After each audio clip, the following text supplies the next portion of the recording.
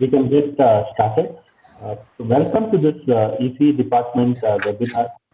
So today's webinar will be given by Dr. Deepesh Sarkar, who is an assistant professor here in our EC department at IISc. And previously, Deepesh had obtained his BE from Jadavpur University and MTech and PhD from IIT Kanpur. And his postdoc in Royal Military College in Canada. And then he has many awards to his credit. So he's the recipient of URSI Young Scientist Award, actually twice, once in 2019 and another in 2020. And recently he also got the Infosys Investigator Award from IISc. And he is also part of this IEEE Antenna and Propagation Society Young Professionals Committee, and also vice chair of IEEE Young Professionals Affinity Group, Bangalore section. So with that introduction, let me give the controls to Deepesh for this presentation. And if there are any questions, you can either post it in the chat box or you can raise your hand and then ask the question. It is preferable to have the questions at the end, but if you have any urgent questions, you can definitely ask in between. Thank you. Yeah. Okay. Yeah. So thanks very much, Varun, for this nice introduction. And let me get started. So I hope I am properly audible and my screen is also visible, right? The presentation. Yes. Yeah. Okay. So yeah. Okay. So good afternoon, everyone. So I will be talking about the temporal metamaterials, as you can see from the title of my talk, that state of the art and new research directions.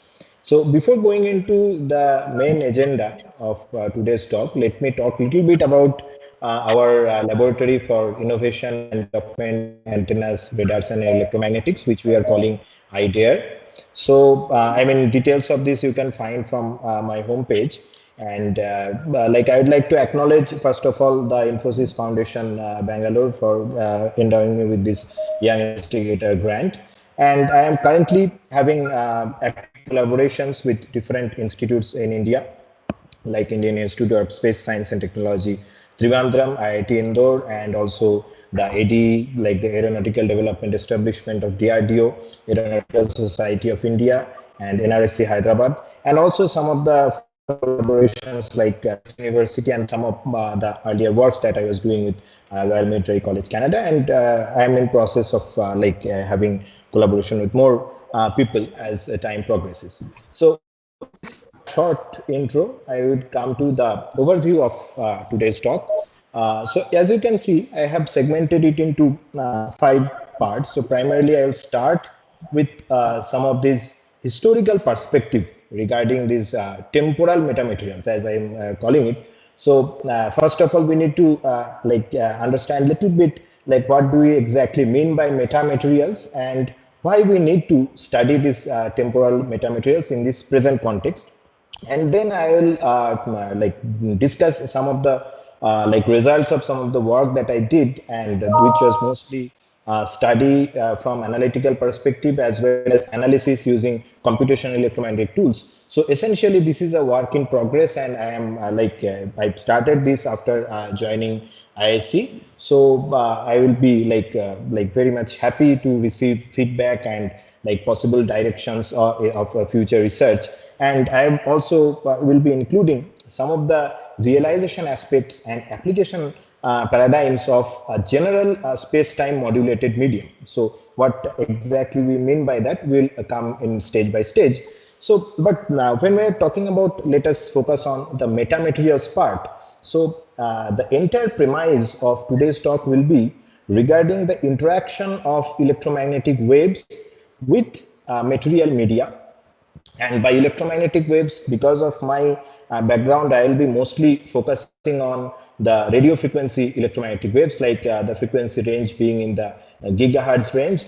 And but of course, there are certain concepts that can be extended to the optical frequencies and terahertz frequencies and stuff like that. So as I was saying, that interaction of electromagnetic wave with material media, there research on this aspect, if I drop that part electromagnetic and I think about the interaction of wave with medium. So one of the earliest, if you look into the history, like one of the earliest instances where people studied the wave propagation in periodic structures is you can go back to the work by Newton, where he tried to derive a formula for the velocity of sound. And I mean, people from physics background can probably relate to this in a better way. So the assumption was that sound propagated in air in the same manner as an elastic wave will be propagating along a lattice of point masses. So this was a type of structure that he considered like point mass and connected with some of the elastic spring-like structures. And from there, considering the isothermal bulk modulation of air, and he tried to find out velocity expression. But later on, the results did not fully match with the experiments, and later on, there was some research by Laplace who pointed out that the elastic constant should be considered equal to the adiabatic one instead of the isothermal, and then there was excellent match with experimental results. So this historical perspective you can find very well from this seminal book by Leon Brouillon, which is called The Wave Propagation in Periodic Structures. And same way as that elastic wave propagation the concept of extended by Cauchy in 1830 to account for the dispersion of optical waves. And there was also some very basic type of assumptions or primitive assumptions you may dare to say, which really, gave some results, but they were correct for elastic waves, but did not agree quantitatively with the values obtained for light waves experimentally. So, but my idea is that the research on the propagation waves inside a periodically arranged lattice was there for a long time, and there was an analogy between the mechanical and the electrical aspect of the systems. So I am just quoting a line from this particular book that propagation of elastic waves, electric waves along a low pass electric line. So people from electrical engineering background can quickly figure out that this is the essential unit cell for, or you can consider that it is a prototype kind of thing for a low pass filter. So along a low pass electrical line, the wave propagation of electric waves, he did not mention the term electromagnetic, he was using the term electric waves. So it was exactly of the same form as that for the propagation of elastic waves along low pass mechanical lattice. And there has been a lot of analogy drawn between these electromagnetic and mechanical effects. So one of the interesting things that I found slightly intriguing, that this mechanical low pass filter, you can see that it is consisting of point masses joined by elastic elements. And on the other hand, the elastic elements having two ends, one connected to one mass and one to another mass, as you can see from this figure. So similarly, here in the high frequency regime, the capacitors can be considered as essentially points in the structure, and the inductors can be considered to be analogous to these springs. So these are some of the views that I am just directly taking from this book. So there are some alternative views also, like elastic forces are coupling forces in the lattice, and inductances provide coupling forces in the electric line, and capacitors are thought to be supplying the inertial forces to the respective system. And there is a whole lot of analogous stuff from the electrical and the mechanical side. So I will not go into that, but just to give you a historical perspective, that this study was essentially based on the common thing that analyzing the propagation of waves inside the periodic. So later on, you can later on, and in this book itself, like you can find that the basic structure I discussed in the previous slide, you can see this one. So if you consider a single LC type of block as a kind of a 4-terminal device, like the things that we study, or 2-port networks as we often study in basic circuit theory. And by considering a combination of all these 4-terminal device, there was detailed study on how the propagation inside the inside the structure will look like. And by the propagation, they wanted to figure out that how the velocity of the different frequency components will behave. So essentially, it led to the concept of dispersion. And not only that, some of the ideas were conceptualized back in 1950s, that if we have a continuous line, like if I am leading to a combination of all these 4-terminal devices, eventually at a certain frequency range, we can think of it as a continuous structure. So if I am having a continuous line, that is again loaded with two terminals. By two terminals is meaning the units like capacitor. So in the previous structure, you saw that there was an inductor in the series and a capacitor in the parallel. But if we are placing some capacitors in the series itself, so that will change the property, the dispersion in this particular one-dimensional transmission line. You can now say that we are like essentially from a combination of all these lumped kind of or four-terminal devices, we are approaching a regime where we can call it a continuous line, and continuous line loaded with this type of two-terminal elements can change the dispersion behavior of the media. And the different band structures that were observed from the dispersion diagram, so he called it structure bands. So that depends on the spacing between the two terminal loading elements. So essentially the periodicity or spatial periodicity of the loading elements led to the change in the dispersion profile of the system. So this is just one representative plot. I mean, details you can find out from the book. But as you know, I mean, there is a funny statement that was given in this particular book also, that all the propagation that we are encountered in an electromagnetic scenario, that is not exactly a transmission line kind of a propagation, because I mean, we know that we generally, when we study transmission lines, we are predominantly looking into the transverse electromagnetic modes. But when we are looking into structures like a waveguide, or let's say the near fields around the radiator, then the structure, the wave structure is not exactly a transverse electromagnetic type. So I mean, we need to like, there is a scope for generalizing this aspect. What aspect? Again, I am repeating the part that we can change the medium around the radiator or change the medium inside the waveguide in a certain way, so that the wave propagation or the wave dispersion characteristics is changed according to our wish. So that is a kind of artificial engineering that we are looking into. And another aspect is, I mean, of course, the energy flow that is exemplified by the Poynting vector. It is better adapted to the higher dimensional problems like two-dimensional, three-dimensional problems. So my point was that we will be looking into EM wave propagation that is certainly beyond the transmission lines, and we will consider a three-dimensional view. But again, the three-dimensional structures can also be three-dimensional or two-dimensional lattices can also be decomposed in terms of transmission line components that we will also encounter in the later stages of the presentation. So as I was saying, that engineering the dispersion in general, there were, I mean, after the pioneering works by Brillouin, the wave propagation and spatial periodical devices has came to be of great interest to researchers and engineers, and there were several works that were done to filter and amplify, or I mean, in general, manipulate the electromagnetic signal in several modern technological applications like telecommunication, signal processing, and imaging. And the essential underlying physics is that electromagnetic waves will experience reflection from the discontinuities. You saw that periodic loading of capacitor-like elements. So that will create some kind of discontinuity in the media, and that periodic formulation of small discontinuities can trigger the creation of Bloch waves, which can be then again subject to the Bragg reflections and band gaps and stuff like that. So one of the seminal papers that came into this picture, where people were looking into changing the properties of the medium, which we generally in electromagnetic terms quantify in terms of the permittivity and permeability. So Victor Vasilago, the Russian scientist, he wanted to study the electrodynamics of substances which have simultaneously negative values of epsilon and mu. And how we can realize that aspect he did not cover in this paper. But the objective was that if somehow we have the negative value of permittivity and negative value of permeability, how the wave propagation inside the medium will be, and what kind of new exotic phenomena at that time we would be looking into.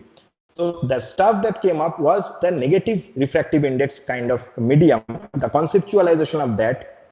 And I mean, the idea was that when we talk about the normal media, that those we are generally encounter in our real life, are generally this right-handed media, where the Poynting vector and the wave vector are actually, you can see, in the same direction. But in a medium that will have a simultaneously negative values of epsilon and mu, will have the oppositely directed this Poynting vector that is actually carrying the energy, and this is the wave vector. So that will be determining the like velocity or the phase front type of view you can see. So energy will propagate in this direction, or Poynting law will not be violated, but what we will have is essentially anti-parallel group velocity and phase velocity. So in that type of situation, we will encounter a phenomena that people generally call the reversal of the Snell's law. And this actually was originally like conceived, the idea was conceived in this paper, but the realization of this required, I mean, you can, I mean, quickly guess that we needed to change the permittivity and permeability of a medium for a certain frequency range by some kind of artificial engineering. And that thing was, I mean, eventually realized by like in the beginning of this, I mean, you can say the 21st century, like one of the work was the use of this thin wire type of medium. So this medium is essentially a combination of thin perfect electric conductors that are separated by a certain spacing, that is P. And for if this medium is encountering with the electromagnetic wave that has the polarization of the electric field parallel to this z-axis, then it will give you a negative permittivity for a certain frequency range. And the concept, I mean, I will not go into the details of that, but the concept is essentially derived from the plasma, and by decreasing the number density of the plasma, you can scale these devices in the gigahertz frequency range. Similarly, another thing was again conceived by Pendry, that use of this array of split ring resonators. So you can see that this is called, this is, you can see, consider this as a ring, and there is a split here. And by a combination of this double split ring kind of resonators, if this type of an arrangement is encountered with the electromagnetic wave that has the polarization, I mean, axially, the polarization of the magnetic field axially to this, each of these rings, then we will have a negative permeability property for a certain frequency range. And by overlapping these two frequency ranges, we can now have the medium that was initially conceived by, idea was conceived by Vesilago, and people realized this type of media using an array of thin wires and split ring resonators in 1 dimension and 2 dimension, and tried to find out this negative refractive index type of medium. And this was experimentally verified. The reversal of Snell's law was experimentally verified. So just for the interested students who might be attending this talk, I just wanted to give a like time sketch of the entire thing, that in 1996 to 98, Pendry et al., I mean, they conceived this idea of negative permittivity wire medium and negative permeability split ring resonators came into place in 1999. And later on, this complete experiment by the group of D.R. Smith and Shelby, they worked on the negative refractive index medium in the microwave frequency ranges. And later on, interesting, like two parallel works actually converged at a point where people started to realize this type of negative index property, where I mean essentially we are having the anti-parallel phase velocity and group velocity using transmission line concepts, and that actually led to a very robust type of design approach for this type of mediums which have these exotic properties like reversal of Snell's law and other properties, I mean Doppler spread, all those things. Now by using like negative permeability and negative permittivity, you can change, you can play with this classical wave phenomena and tailor them according to your own use. So that was actually introduced by this composite right left handed transmission line approach, and I will just show you that how that was conceived. So why I call it metamaterials, that comes here. Like if you look into the quadrant, type 2 quadrant kind of system where you have permittivity along the x-axis and permeability along the y-axis, then you can divide it into, in terms of the sign, you can divide it into 4 regions. And essentially this is our standard right-handed forward wave propagation kind of situation. But when we can have in plasmas, we can have the epsilon less than 0, mu greater than 0 for certain frequencies, and this will give you evanescent wave. Similarly, you can have mu less than 0, epsilon greater than 0 in ferrites, and that will also give you evanescent wave propagation. So these are all these 3 quadrants, they are having the naturally occurring medium.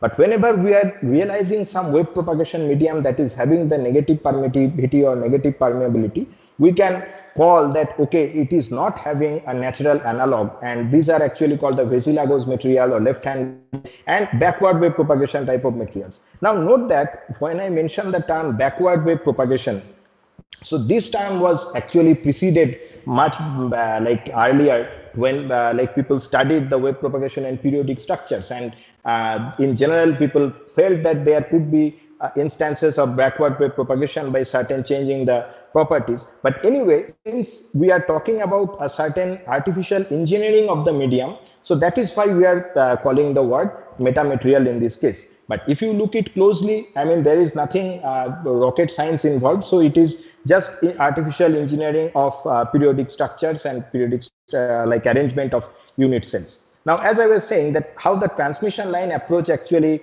revolutionized this idea that if we have a conventional microstrip transmission line, then we know that we can model it by a series inductor and a parallel capacitor, that is the capacitance between the microstrip line and the ground plane that will come into the picture. But now, if we are putting these interdigital capacitors in series and we are using some kind of stub and this via, so that is giving us the inductance in parallel and some capacitance in the series. So what change does that make? If I have a unit cell like this and an array of unit cell like this, then it changes the dispersion property. So dispersion, generally we talk in terms of the omega beta diagram. So this changes the dispersion properties completely. So if we are having a like PRH, this PRH means purely right-handed media, that is the simple microstrip line. So it is having a linear type of dispersion characteristics as expected. But let us say we have an imaginary medium that only has series capacitance and shunt inductance, then that falls under the category of purely left-handed medium. So why left-handed thing is coming? Because if you look into the dispersion curve, then you can see the slope of the curve and the value of omega by beta, that is omega by beta and d omega by d beta, they will be in the opposite direction. So in that way, we are having a purely left-handed wave propagation, that is the Poynting vector and the k vector, they are actually oppositely directed.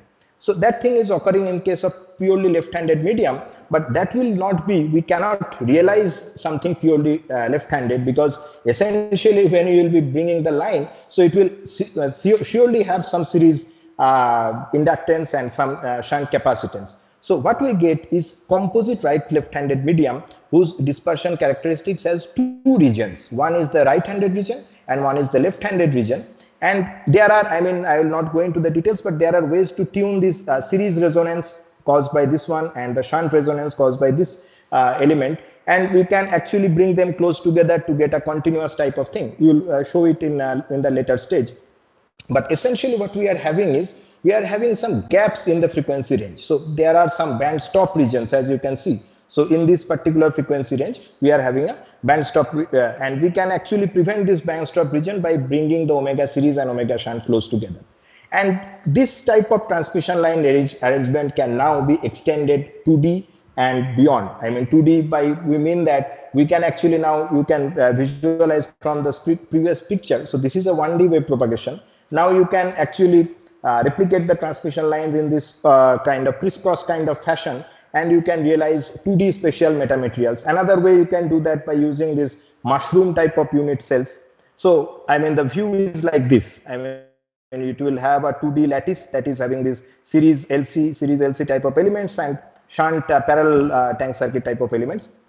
And for that, if you look into the dispersion diagram, it will have a kx component and ky component, and you can actually realize this d omega by d beta and omega by beta, that is the group velocity A and phase velocity anti-parallel, which will lead to negative refraction behavior. So these were actually experimentally verified, that negative refraction of monochromatic Gaussian beam incident on this metamaterial interface at an angle. So I mean some source is there and it is incident on the interface like this.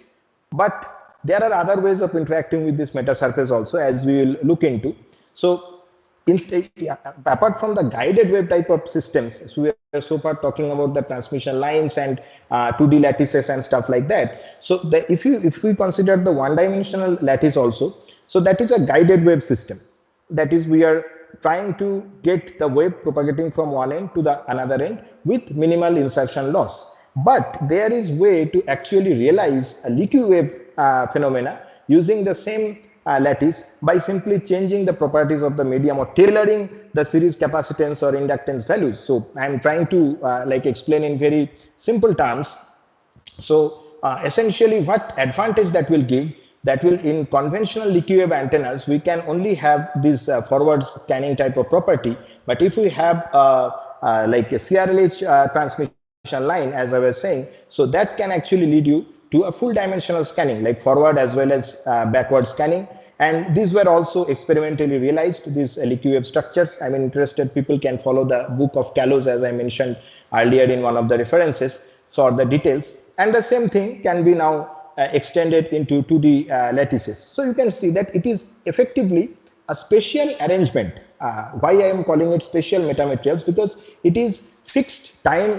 With time, these unit cells are fixed, but we are having a nice arrangement, a nice pattern in space that is actually leading to these exotic phenomena like backward wave, wave propagation and scanning and all those things. So full dimensional scanning and stuff like that we can realize. Not only leaky wave antennas, this also found a lot of actually media attention when they talked about the phenomena of cloaking, and people who were kind of like movie freaks and stuff like that. So they've thought that the artificial the cloak of Harry Potter has been realized and things like that. So essentially what the idea was to change, like we wanted to, like the researchers wanted to have some medium or some matter that has to be cloaked, or the electromagnetic waves will not actually reach to that surface. So that can be realized by having a layer of spatial metamaterials around it and using different phenomena. Like it can use the scattering cancellation procedure, and another very popular technique was this coordinate transformation technique, where the wave lines were actually like this is the material which we want to cloak, and this is the cloaking layer. So we want to do the coordinate transformation in a way and realize the properties of this medium, so that the electromagnetic waves will actually follow these paths whenever they encounter this particular structure. So essentially the electromagnetic waves will never interact with the matter that, or the block or the object that we are trying to cloak. And what will happen? Eventually it will not be shown in any kind of radar. So that was one of the objective. And there were some of the experimental verifications. I have cited the papers by the D.R. Smith's group in Duke University back in 2006. And there were some alternative techniques also. Using the transmission line techniques, people realized the same property, that some object that is concealed by a cloaking layer, and that cloaking layer is realized by spatial arrangement of different unit cells.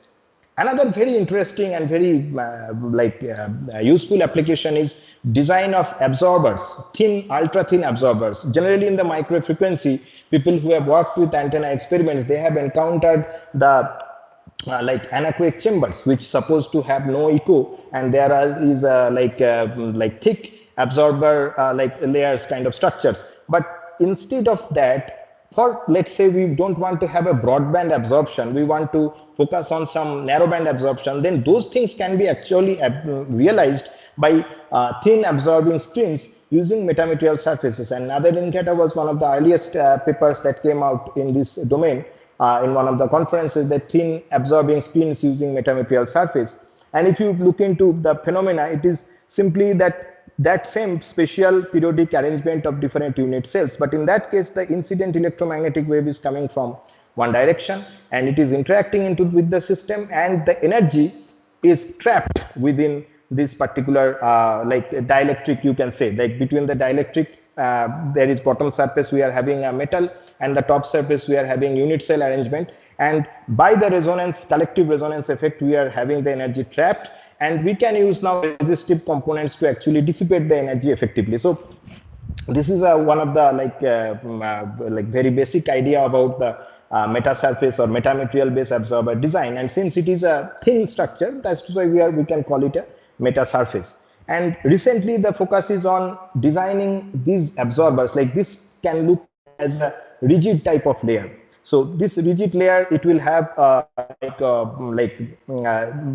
if it has some kind of conformal arrangement, then we can actually use it for like concealing some of the objects, like let's say an aircraft or stuff like that. It has to be conformal, it has to be optically transparent. So these are some of the research that is going on in this direction, that is conformal metamaterial based optically transparent microwave absorber with high angular stability. So one of the papers that I have like put over here, interested people can have a look. Now, so far I have discussed about the spatial metamaterials, and that was important because to bring in the context of temporal metamaterials. So why I was motivated in studying this time varying medium?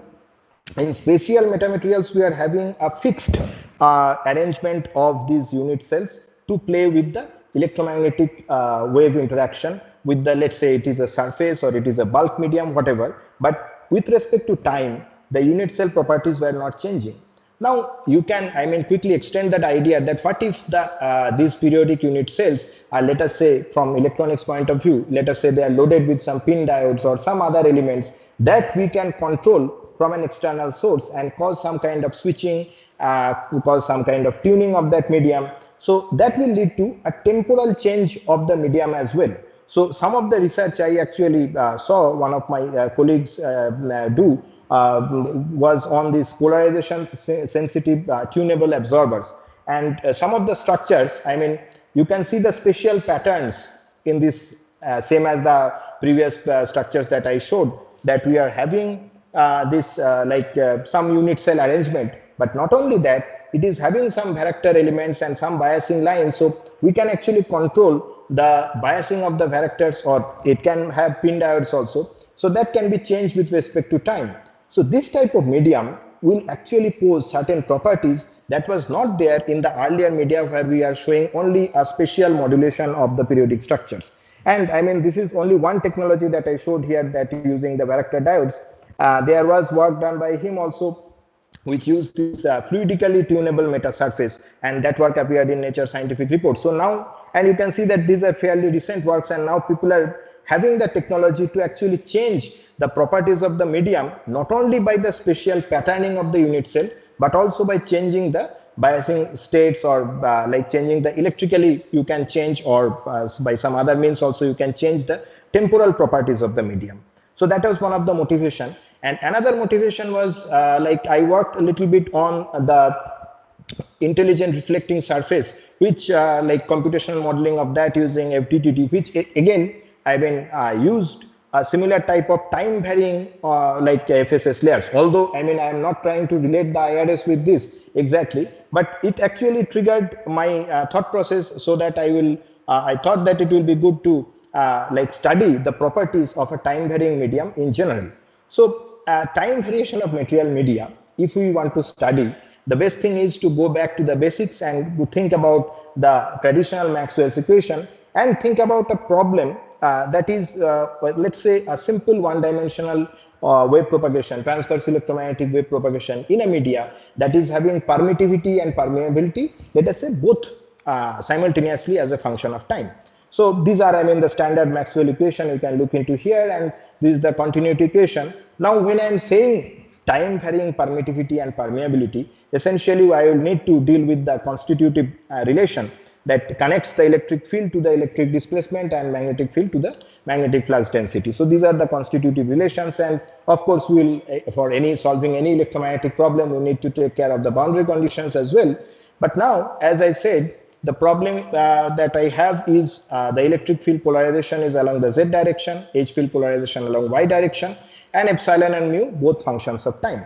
So from the Maxwell's equation, we can quickly, I mean, assuming that there is no source, so from there we can, from these time domain equations, we can suppress the J, and we can get these one-dimensional like differential equations, coupled differential equations, as we will quickly see, because it is connecting dz to hx and bx to ez, and again dz and ez are connected through the permittivity, which now is a function of time. So I am trying to segregate the both. First, I am looking into medium which only I am varying with respect to time. There is no spatial variation as such.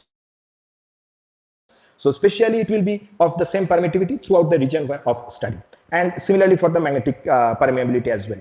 Now what we will do is, here you can substitute the values of epsilon and mu, and you can get this type of differential equation, where now we will have to deal with the time derivative of the permittivity and permeability. So that actually slightly changes the ball game, and you now have to, like, I will not maybe bore you with the mathematical details, but the stages are, I mean, that you have to substitute now from this first equation. You can take derivative of both sides, and this part you can actually replace with the expression from here, and try to get those things coupled, so that eventually, I mean, long story short, eventually we wanted to get a differential equation that consists of a double derivative of the Ez, and with respect to space and with respect to time. So this is a partial differential equation that is resulting from these two coupled 1D differential equations. So same thing, it happens for the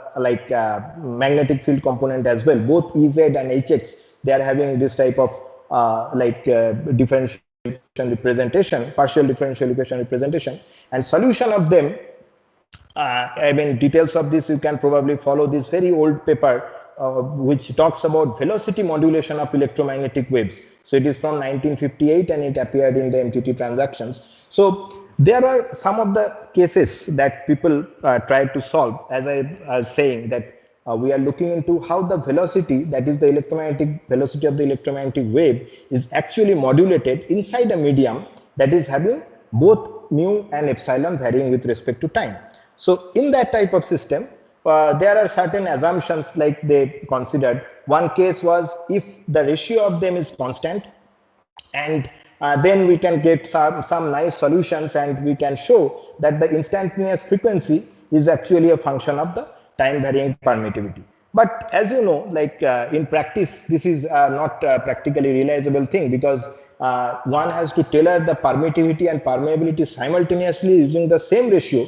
So only then the impedance will remain constant, and which is very difficult to realize in practice.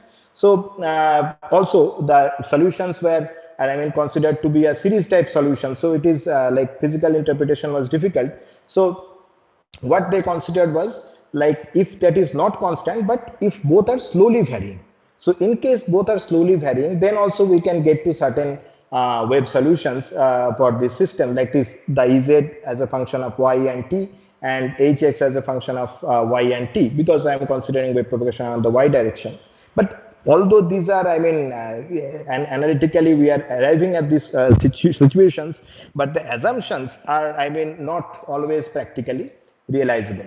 So if, I mean, why I am calling this, because in general, if we think of a very simple problem which has the permittivity as a function of, not as a function of t, it is constant, it is lossless, but permittivity is a function of time.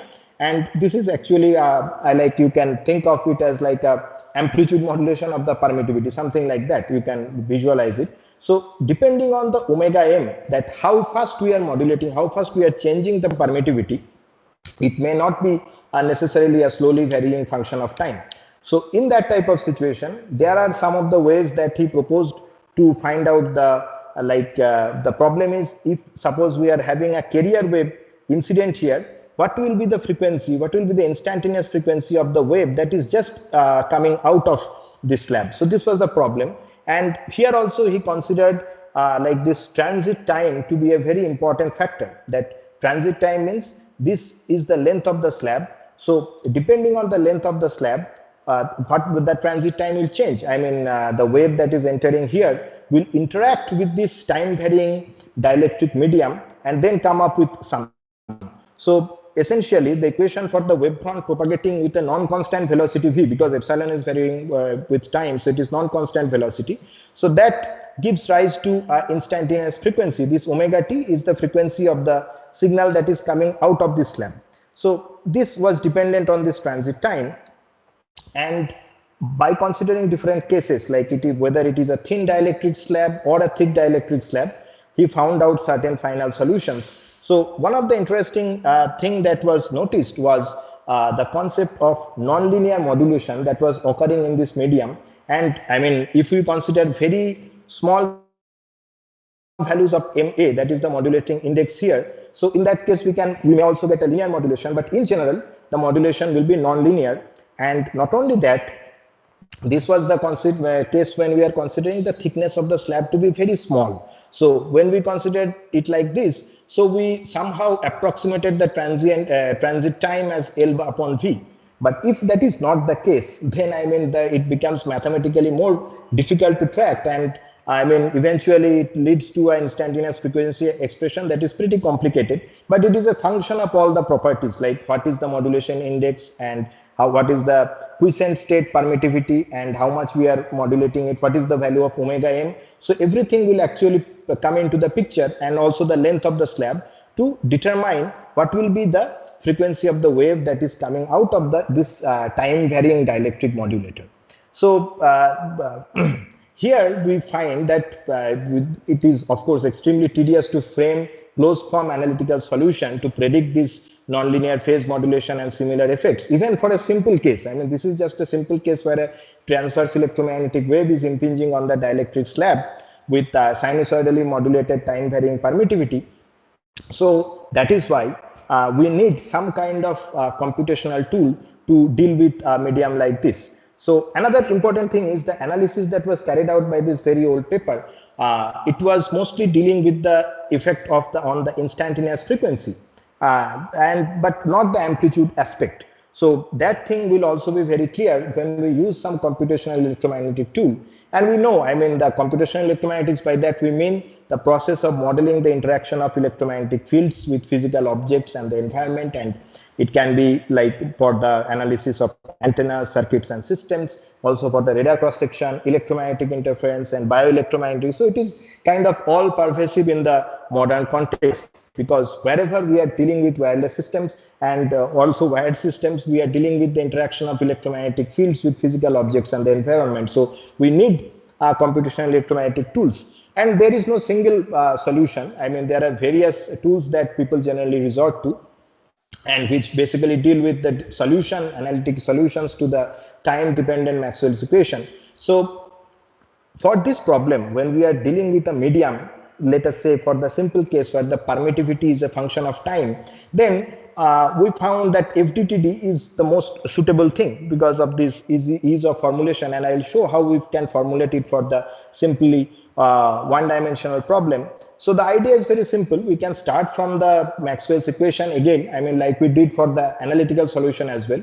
We can expand it in 3 dimensions, but luckily for us, because we are dealing with the 1D problem, so we can deal with these 2 equations. I mean, you can remember that we exactly started from these 2 equations and formulated the differential equation. But now when we deal with the 1D FDTD approach, we are not going that route.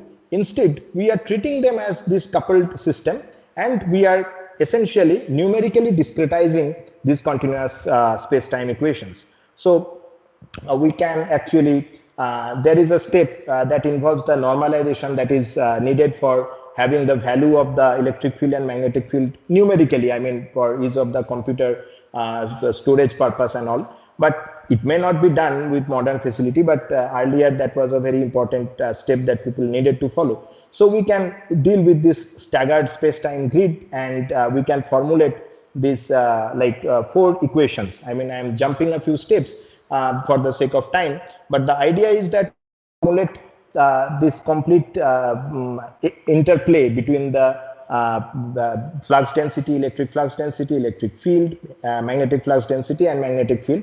And this actually will can be coded like this. I have just included a code snippet from the code that I used for this. So like it is very much suitable for the problem that we are dealing, non-magnetic medium, lossless, and it is just simply a dielectric. So this problem we want to now solve, and instead of the analytical route, we used this coupled like FDTD solution route. And what advantage was there? In this case, there was a step where we needed to calculate the electric field back from the flux density. There we can use a pre-recorded value of the permittivity. Like we can have this expression for permittivity, we can store the values. So that is independent time varying medium. But there are several problems involving the nonlinear curve media and all, which have field dependent time varying permittivity. So that can also be done. But for this problem, we are looking into that there is some controlling authority with us by which we can change the permittivity with respect to time and how the behavior will look like. So this is the problem space, like one-dimensional problem space. Both sides I used some perfectly matched layers to suppress the reflections due to the numerical discontinuity of the medium. And in between we put the time varying slab and we launch a signal. Let us say, I took it as a 10 gigahertz kind of sinusoidal signal, and simply I launch it from the source point and I try to see that what is the signal that is coming out of the receive point. So that is the, you can consider it to be a numerical experiment, and whether we are observing the similar phenomena that was predicted from those analytical equations, that was my goal. So what I did, I simply launched this signal first with respect to a constant permittivity profile. So the way I have tried to visualize is, this is the space index and this is the time index. So it is not changing with respect to time, it is not changing with respect to space inside here either. From the free space it is coming, encountering the dielectric layer, and then again it is coming to the free space. So this is a very standard medium, and it will, people can easily guess that eventually if I take the spectral analysis of the signal that is coming out at the receive point, so this is actually my V out, and I take the DFT of this to find out that, okay, we are having a pretty strong signal at this 10 gigahertz frequency range. Now what I do, I change the permittivity, like I was saying, time modulated kind of feature. So basic value, it is like epsilon r naught, I keep it at 3. Now I take the modulating frequency as 0.1 times of the carrier frequency. So it is no longer very slowly varying. So it is 1 gigahertz, and I choose the modulation index to be 0.2. So very low modulation index and very thin slab.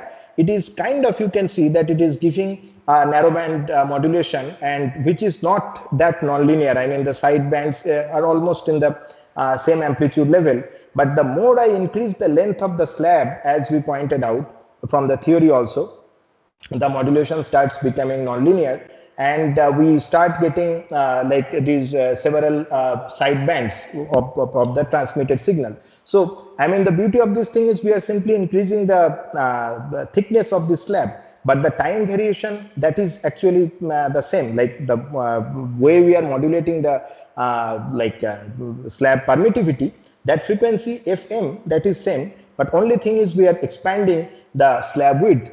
And if I am making it 50 delta, then you can see that the carrier frequency at 10 gigahertz, it is actually getting somewhat suppressed. So this type of phenomena now you can quickly, like correlate with the theory and the experiment as well. But there is an interesting thing that you can visualize here, that how the wave actually interacts with this time varying medium. So this type of visualizations you can now find out.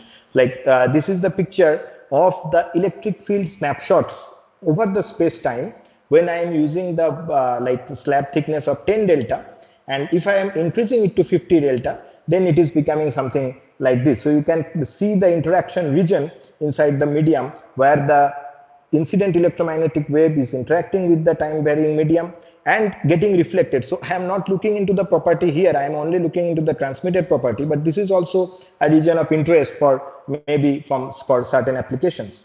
So suppose I want to now change the modulation index for a fixed slab length. So in that type of scenario, what will happen is we can choose a particular modulation index that can completely suppress the carrier frequency. So this is very interesting. That is, we are injecting it with some signal, but what is coming like with some carrier frequency, but the carrier frequency can be completely suppressed for a certain choice of this modulation index. And of course we cannot, for this kind of expression, we cannot choose any value of modulation index because of the physical limitations. Like you can quickly guess from this expression that this is the allowable range of the modulation index. But anyway, an interesting paper in this context, what I wanted to point out is similar type of results are reported from experiment, not exactly this problem, but using a time modulated active tunable frequency selective surface, it is possible to actually suppress the like carrier signal in the reflected signal as well. The phenomena that can be observed for a transmission type of system, that can also be found for a reflection type of system. That's what I wanted to highlight here. And actually using the same code, we can predict the effects of the modulating frequency. I will not go details into this. So far what I have discussed is probably I will wrap it up in 5 more minutes, and then we can have some discussions and question and answers. So the effect of the modulating frequency we can study, of course, but not only that, so far we are only focusing on sinusoidally varying permittivity, right? So that we have tried to find out analytically, that we have did using the FDTD formalism. I tried to explain how we can do that. So we can also use the step varying system, like we can think of a system that has the permittivity switching between two values, let's say 3 and 5. So like a lossless medium, but the permittivity, relative permittivity is switching from 3 to 5 and like that. So how the electromagnetic wave will interact with a medium like this? So that can be done using the FDTD formulation very simply, that I try to demonstrate over here. But there is actually a detailed analytical treatment. Very recently people are looking into the analytical treatment of this type of medium, that is electromagnetic waves in a time periodic medium with step varying refractive index. So what is the advantage of having an analytical tool is we can now determine the parametric and evanescent properties of the time periodic media without any approximations and without the use of any computational electromagnetic tool. So that is the advantage that we get. And this is the, the picture taken from this paper, that how the permittivity is varying with respect to time. It is a extended media, infinitely extended media as they have assumed, and for the simplicity of the problem, of course, because if they had to consider the truncations, then there would have been like special effects as well, so they wanted to ignore that. But temporally it is like this, epsilon 1, epsilon 2, again epsilon 1, epsilon 2, with respect to time it is changing, and electromagnetic wave is inside this medium. So that is what they are trying to solve for. So in this type of situation, like when we are having the epsilon as a function of t like this, a periodic function of t like this, again we formulate the similar type of differential equation for the, like they formed for the electric displacement instead of the field, because you saw what happened when we substituted the time varying permittivity. It led to very complicated expression. So it was better, like they assumed that the displacement to be formulating the wave equation.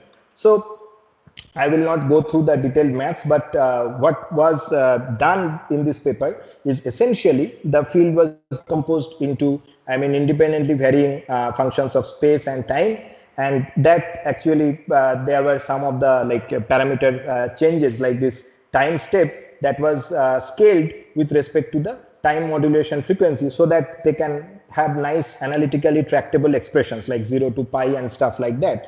So eventually they formulated it in the terms of a Hills equation. So I will, because it's like time is short, I will not go into the details of the solution. So the Hills equation, from there they solved the Meissner equation. You can go through this particular paper for the details of the maths. And one interesting concept was invoked, that was the state transition matrix, which previously, all the 1960s or 50s paper, they did not use this state transition matrix approach. So maybe in some later time, maybe I can discuss details about this. So eventually what was found was, we are getting some of these like space-time expressions, complete analytically tractable space-time expressions for the electric displacement. And eventually what was found, that if you inject with certain frequencies, some frequency may be stable, like the wave propagation can be stable, some can be evanescently dying, but some can be parametrically amplified also. So this is the distinct change from the spatially varying medium, because in the spatially varying medium it is essentially a passive system. So mostly in the frequency gaps what we found, there was this attenuation of the wave. But in this type of time varying medium, it is possible that there is this parametric amplification. And here the harmonic balance techniques will not work exactly, but eventually you can use the harmonic balance technique to find out the dispersion characteristics, which they also did later on. So there are, the stability that I mentioned, this parametrical amplification needed the stability analysis, and there are a lot of stuff on the stability analysis also, which I am skipping for the time being. to come to the main agenda, that we are now having stability regimes we can define for this medium that can also be done analytically. What that means, we can choose the value of epsilon 1, epsilon 2, and the time like duration, like this tau and t, how we can choose this set of parameters so that we are operating in a stable regime, that we want to get like continuous propagation of wave without any parametric amplification or attenuation. But we can also reach those parameter regimes, and these things can be validated using the FDTD tool that I described so earlier. I have not included those results here, but that can be done. So just to give you an idea that this type of stability charts can be formulated purely analytically and can be verified using the FDTD based tools.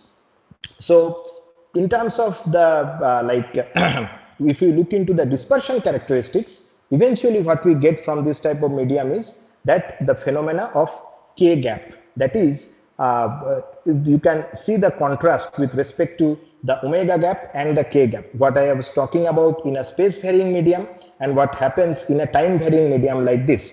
So in a space varying medium, we are having a band gap, a frequency band gap that can be tailored by changing the inductance or the capacitance properties of this medium. Same thing in this case, by choosing the proper value of epsilon 1 and epsilon 2 and the time for which there is epsilon 1 and for which there is epsilon 2 medium 2 permittivity, we can now have certain gaps in the momentum space, that is the K gap. So in terms of language, what we can say is that in the band gaps support evanescent wave propagation, and they are forced passively to describe the fields that are exponentially decaying away from them sources for the space crystals. But for the time crystal, they are talking about temporal metamaterial or temporal crystals, this absence of wave propagation in this K gap. So for this frequency, if we are injecting with this frequency, the propagation is stable propagation is simply not allowed, and that can lead to unstable solutions. And another interesting property is they do not conserve frequency, and the same wave vector can be associated with infinite number of operating frequencies. So essentially we are dealing with the active medium, as I said. So there are more theoretical analysis of this time varying medium, which is come up in the last year in this additional paper, so with the exceptional points and operator symmetries. And finally, before ending my talk, I will just quickly show you some of the interesting applications about the temporal aiming that recently the Nade-Ingata group has reported, and that came out in this particular Nature publication in this Light Science and Applications probably. So this is one of the work, and not only the simple time variation, I tried to put in more number of information just to create some kind of interest on the topic. So we can deal with both space and time modulation of the medium, where the permittivity is both function of space and time, and they can lead to some very interesting devices. This group, they have realized non-reciprocal electromagnetic scattering from a periodically space-time modulated slab, and to realize isolators or circulators. And what is the advantage? The engineering advantage is they can be made magnetless. So some of these principles you can actually see from this paper that came out just last year, Space-Time Modulations, Principles and Application. So how to realize this type of time variation and space variation simultaneously, in a coplanar waveguide kind of scenario where that is periodically loaded with this type of diode. So several things are possible, and people are looking into full duplex non-reciprocal beam steering using this time modulated surface. So there are a lot of scope for the engineering as well as the analytical and numerical study of the system. So that is why I chose this topic, and I wanted to highlight. And some of the things that I discussed over here, I would be this publication will be coming out soon, that deals with the FDTD analysis of guided electromagnetic wave interaction with time modulated dielectric medium. So the proposal has been accepted and it will appear soon. I am working on the manuscript now. So sorry, probably I will I have overshooted my time, but I am here to answer any questions or queries that you have from your end. So thank you for your attention. Thank you, Reddy, for a very interesting talk. So if there are any questions, you can raise your hands or type in the chat box.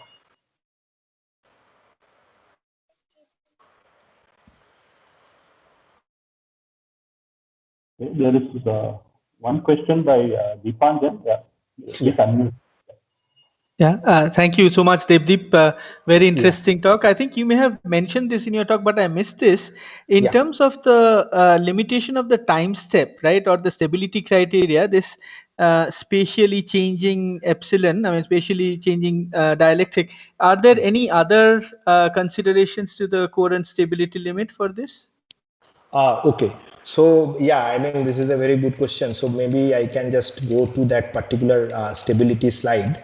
So, okay. So here, as I was mentioning that when I am talking about the stability for this time periodic medium, so what is essentially happening is in spatially we are within operating well within the Courant limit. So, but although we are operating well within the Courant limit, due to the time variation of the medium, like after some time we are changing the permittivity from one value to another and again changing it back to the previous value. So that period and the contrast of the permittivity, that is what is the value at, let's say, the instant between t0 to tau and from tau to capital T, what is the value. So if we are playing with those numbers, then that actually changes the stability. So even though numerically, let us say you try to model this system in a perfectly stable environment, which has the Courant stability and all, you will find out that if it is a lossless type of system, then you can find out that it can actually grow, the solution can get amplified or get attenuated also for under certain condition. So that is the trick with the stability, and this type of situation will not occur if we are simply dealing with spatially periodic system. So there we can operate well within the Courant limit always. So I hope that yeah, I get an idea. Understood. Yeah, understood. yeah. Okay, and then what about how much? I mean, if you want to convert this to 3D or higher dimensions, is it more just? Are there any other theoretical challenges that will come in? I think, yeah, definitely that will come in, because I mean these two papers that I mostly try to follow in this particular talk, so they deal with this problem only in a one-dimensional kind of setup, and that too under, as you can see, there is no truncation and all. But I think when we are dealing with a 3D environment, there will be some additional challenges. And yeah, I think maybe. yeah, someone else is asking question. Yeah. Okay. Yeah.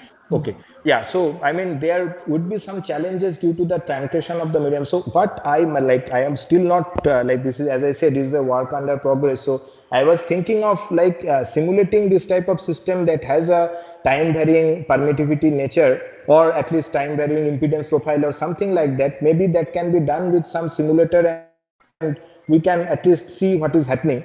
And some of the groups, as I showed here, they have done this simulation in COMSOL, and they have showed that how the they can do by simply time varying the properties of the dielectric medium.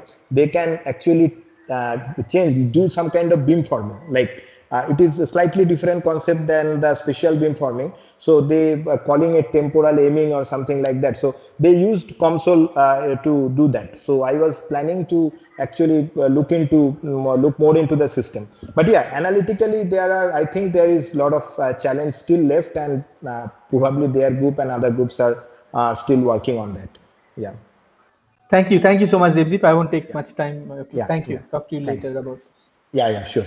We can talk about that. There's a question from Professor Vinay. Yeah. Yeah, Devdeep, here, interesting talk and an interesting topic. So, some years ago, there was this interest on something called nonlinear transmission lines, wherein the properties of the medium are essentially nonlinear. Okay, here it is time varying, there it is let's say field or the incident parameter varying. And that essentially can be it's actually solved hundreds of years ago for things which could explain the formation of tsunami waves and other things. Right. Tsunami waves. Right. But it also is analytically solvable, and you can formulate it analytically, and it gets you into a fourth order differential equation. Okay. So what I was basically trying to see is that maybe even the time domain formulation that we do here, or a FDTD solution that we do here, we may have to check it to the higher order accuracy to be able to capture all effects correctly or properly. Yeah, I agree with you. I mean, that is certainly a scope of like work. And since you mentioned about this nonlinear transmission lines as well, I mean, right now I can't remember, but in this particular paper, like as I mentioned here, this so they actually has some of the diagrams of that formation of tsunami waves and something leading to this type of thing. So I think I will maybe read it more carefully, and maybe we can talk offline about this also. I mean, this particular situation problem. Yeah. There's one question on the chat box. Could you comment on the possibility of obtaining graded index compared to step index profile discussed here? Okay.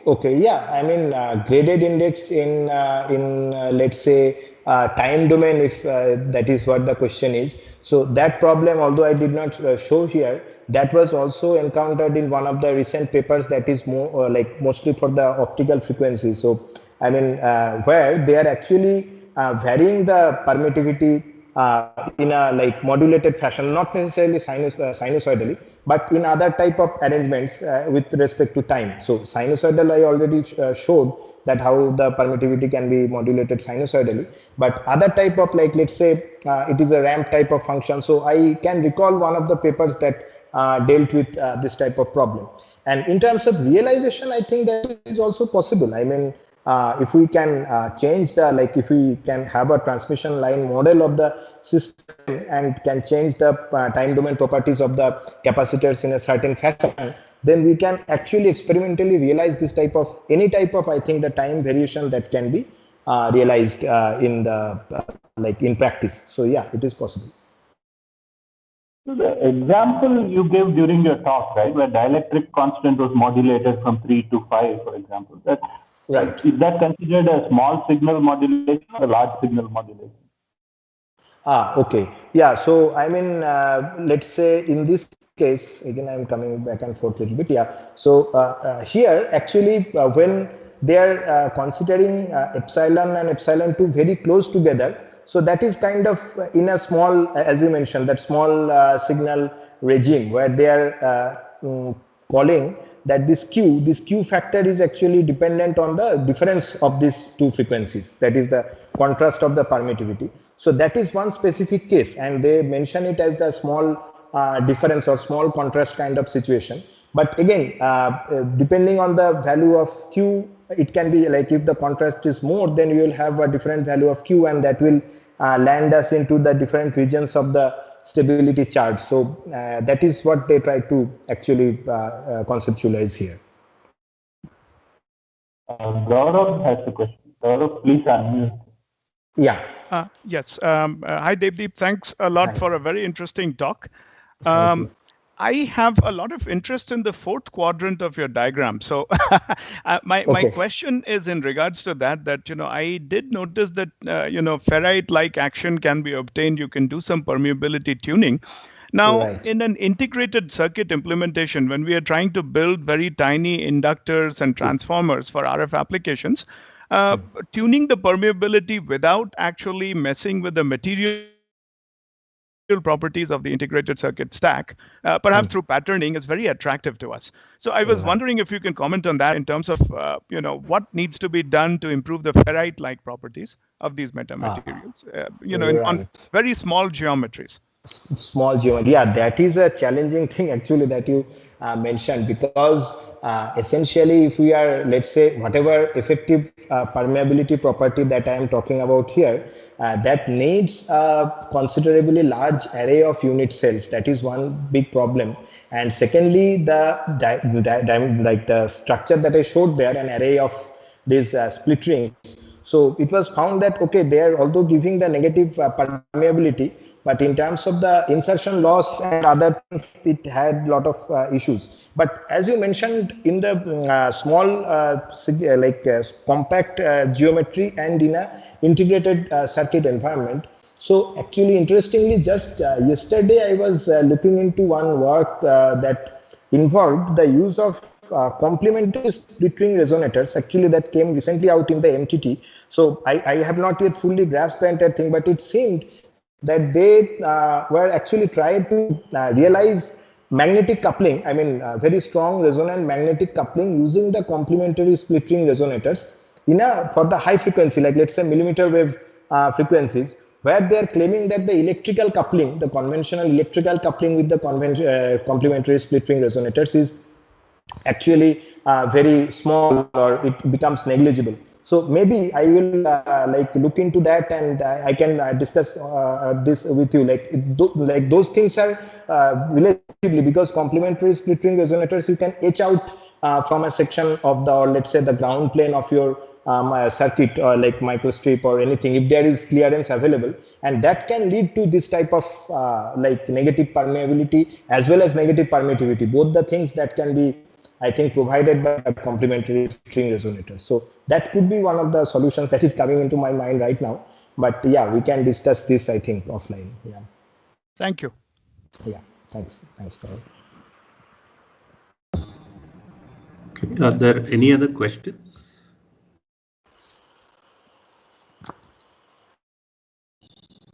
Looks like no. So okay, let's thank Devdeep again for a very interesting talk, and also would like to thank the audience for staying probably 15 minutes past, but and then asking all these interesting questions as well. And we hope to see you in the next ECE webinar. Thank you very much. Yeah, thank you. Thank you. Yeah, sure. Thanks.